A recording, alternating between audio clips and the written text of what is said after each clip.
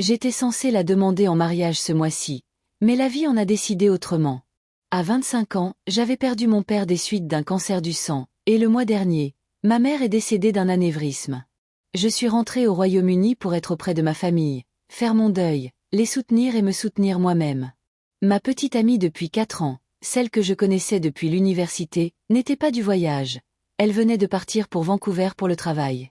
Pendant 2 semaines, nous n'étions que moi, mes 2 frères et quelques cousins, essayant de tenir le coup. En rentrant à mon appartement, je n'attendais personne. Mais vers 1 heure du matin, je suis entrée dans notre chambre et je me suis figée.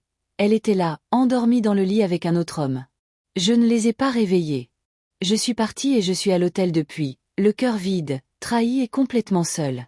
Ma famille était tout pour moi. Et voilà que la seule personne à qui je confiais ma vie m'avait montré son vrai visage. Je ne pouvais pas répondre à ses appels, j'étais incapable de réfléchir clairement, submergée par le chagrin et le choc. Quelques jours plus tard, les conseils d'inconnus m'ont aidé à trouver les mots pour mettre fin à la rupture. J'ai pris un vol tôt et je suis rentrée plus tôt que prévu. Je vais droit au but. Je t'ai vu coucher avec quelqu'un d'autre. On était censé passer le reste de notre vie ensemble. Si c'est vraiment ce que tu veux, je pars. Garde le bail. Ne me contacte plus. Sa réponse fut un aveu d'égoïsme et de regret. Elle m'avait trompé, menti et se sentait seule, mais elle prétendait encore m'aimer. C'était de la manipulation à l'état pur. Pendant des jours, j'ai pleuré, rongée par le vide laissé par la perte de mes parents et la trahison de celle que je croyais être ma partenaire. Des amis m'ont rappelé que je n'étais pas seule, que même les bonnes personnes peuvent parfois être maltraitées, et peu à peu, j'ai commencé à l'accepter. Puis une autre histoire a commencé, se déroulant sous mes yeux, dans mon propre immeuble.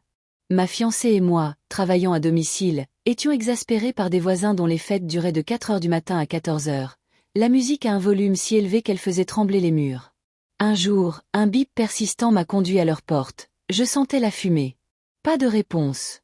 J'ai appelé le service de maintenance, qui est arrivé et est entré dans l'appartement avec moi en renfort, au cas où le jeune homme à l'intérieur, que nous avons surnommé plus tard l'incendiaire, simulait ou était violent.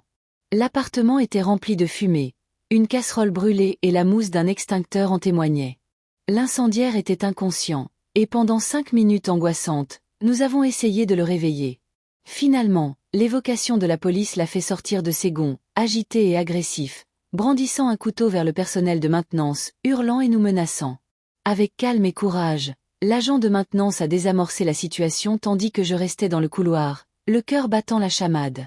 Plus tard, la police est arrivée, et des semaines après, l'incendiaire a été expulsé. L'immeuble a peu à peu retrouvé un semblant de sécurité, et la vie a repris son cours.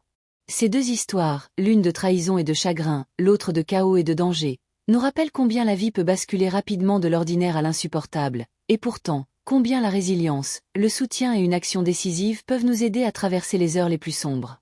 Après coup, j'ai compris que la perte et le chagrin sont universels, mais que la capacité de survivre, d'agir avec courage et de trouver des moments de lucidité, même quand le monde semble s'écrouler, l'est tout autant.